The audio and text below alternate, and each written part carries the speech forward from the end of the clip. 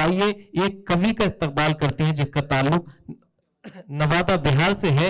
ओज रस में अपना काव्य पाठ करते हैं। मैं जनाबे ओमकार शर्मा से मुल्तमिस हूं कि तशरीफ लाएं, जो एक सीनियर जर्नलिस्ट भी हैं, दरसो तदरीस यानी कि तालीम से भी वाबस्ता है। जोरदार ताली से इस्तकबाल कीजिए आपके मेहमान कवि जनाबे ओमकार शर्मा। नमन करता हूं मंच पर वरेण्य उपस्थिति है, जिन्हें टीवी और मोबाइल पर देख करके हम लोगों ने शब्द रचना शुरू की। उनके साथ मंच पर आना हमारे कविताओं का तीर्थाटन जैसा है। और इस कि भले दीवार जितनी हो भाषा पार जाती है, उर्दू को जहां छोड़ा तो हिंदी हार जाती है। वाह वाह वाह वाह वाह वाह वाह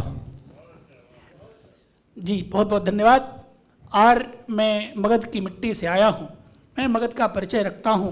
और मुझे अवध में क्या दिखता है, मैं अपनी दृष्टि से जो देखता हूँ, मेरी दृष्टि अगर आप तक पहुँचे तो मुझे आशीर्वादित करिएगा कि मगध भूमि से अवध भूमि को वंदन करने आया हूँ, मगध भूमि से अवध भूमि को वंदन करने आया हूँ, हजरत की शमशीरों का अभिनंदन करने आया हूँ। क्या कहने, वाह वाह वाह। मुझे क्या दिखता है यहाँ, चौथी पंक्तियां में और जहीन होइएगा कि मगध भूमि से अवध भूमि का वंदन करने आया हूं, हजरत की शमशीरों का अभिनंदन करने आया हूं, और जिस पृष्ठों पर पांव पड़े हैं आजादी के वीरों के, वाह, काकोरी के रेल पथों का वंदन करने आया हूं। क्या कहने, वाह वाह वाह वाह वाह वाह वाह वाह वाह वाह।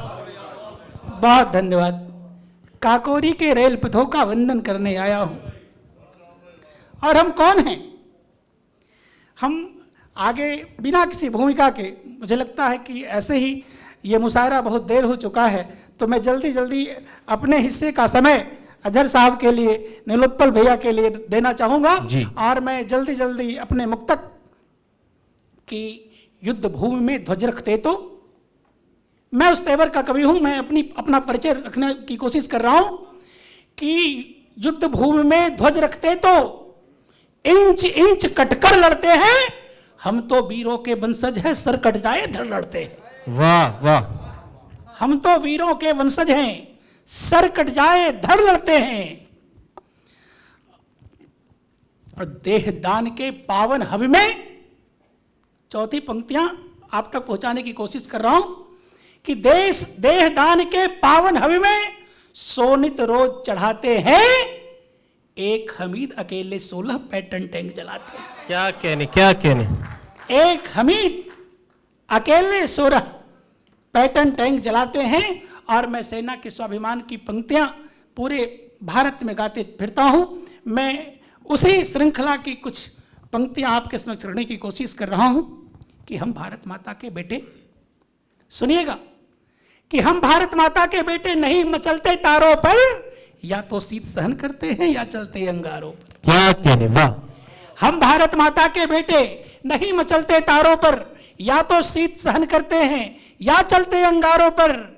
सोने की चिड़िया घायल है, नाग फनी से बीनी है, हमने तो आजादी अपनी लहू बेचकर छीनी है। वाह वाह वाह वाह वाह वाह वाह।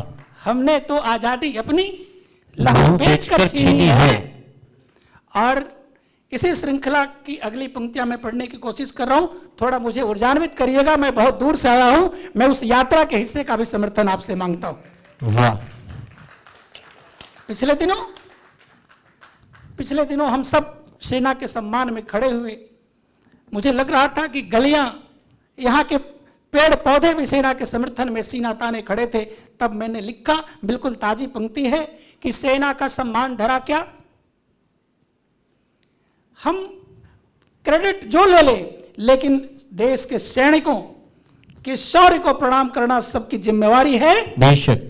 कि सेना का सम्मान धरा क्या, नभ में भूषित होता है, जो समरांगन में लड़ता है वो पहले पूजित होता है। वाह वाह वाह। सेना का सम्मान धरा क्या, नभ में भूषित होता है, जो समरांगन में लड़ता है वो पहले पूजित होता है।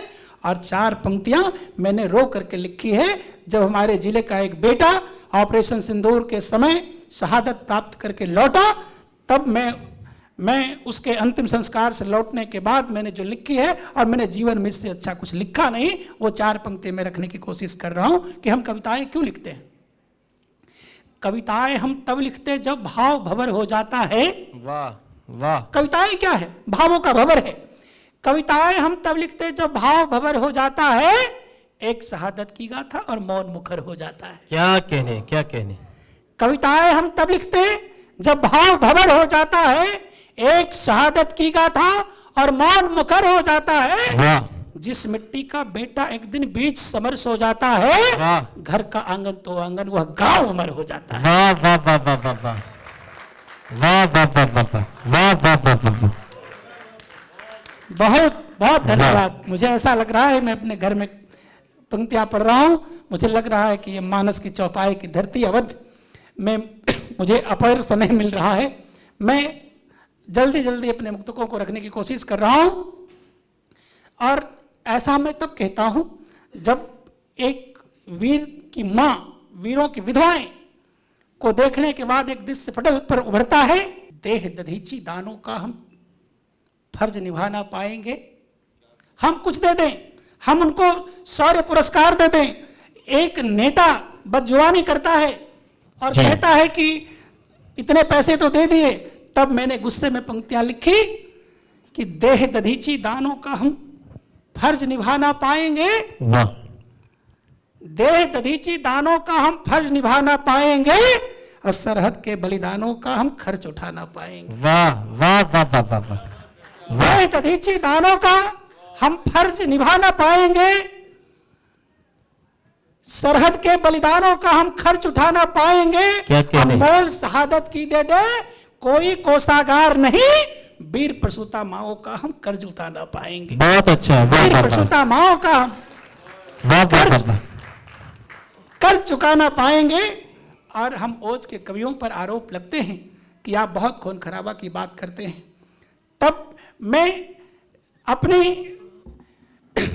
प्रतिकार में मैं पंक्तियां रखी है, मैंने लिखने की कोशिश की है कि हम क्यों रक्तपात की बात करते हैं, रक्तपात जरूरी क्यों हो जाता है। ऐसे तो अमन सबको प्यारा होता है, लेकिन रक्त बहाने की नौबत कब आती है। मैं 4 पंक्तियों के साथ आपकी भुजाओं को फड़काने की कोशिश कर रहा हूं, और आपको फड़कते देखने चाहता हूं कि जिसके भुजबल में फड़कन हो, जी, जिसके भुजबल में फड़कन हो, उसका वक्त रहा करता है। सीमा तभी सुरक्षित होती जब तक रक्त बहा करता है। बेशक बेशक। कि सीमा तभी सुरक्षित होती जब तक रक्त बहा करता है। और नीत न्याय के लिए हुआ तो युद्ध कब जरूरी हो जाता है। परवेश साहब सुनिएगा कि नीत न्याय के लिए हुआ तो युद्ध नहीं बेमानी है, सीमा पर उतना रुधिर बहा जितना झेलम में पानी। बहुत अच्छा। वाह वाह। नीत न्याय के लिए हुआ तो युद्ध नहीं बेमानी है, सीमा पर उतना रुधिर बहा जितना झेलम में पानी है।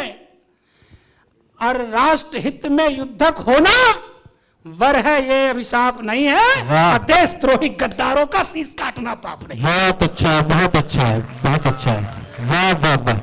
देशद्रोही गद्दारों का शीश काटना पाप नहीं है। गद्दारों का शीश काटना पाप बेशक नहीं है। बेशक। और ऑपरेशन सिंदूर के दौरान एक दृश्य उभर रहा था। इधर सोफिया कुरैशी सीना ताने प्रेस कॉन्फ्रेंस कर रही थी, और वहां एयरपोर्ट पर बोर्डिंग हो रही थी। तब हमने लिखा कि रन में पीठ नहीं रखते। वाह। रन में पीठ नहीं रखते, न मन में काला रखते हैं, हम तो दुश्मन की छाती में सीधे भाला रखते हैं। बहुत अच्छा है। वाह वाह। रन में पीठ नहीं रखते, न मन में काला रखते हैं, हम तो दुश्मन की छाती में सीधे भाला रखते हैं। और रजनी गंधा के माते सोए सावक जाग रहे हैं, वे कुत्ते क्या जंग लड़ेंगे जिनके पिल्ले भाग रहे हैं। वाह वाह वाह वाह। बहुत बहुत धन्यवाद। बहुत बहुत शुक्रिया। और अंत में हम 4 पंक्तियों के साथ जी नवाजिश अपनी बात को समाप्त करने की कोशिश करते हैं कि एक शायर का, एक कवि का दायित्व तो क्या होता है। राग दरबारी हो जाना,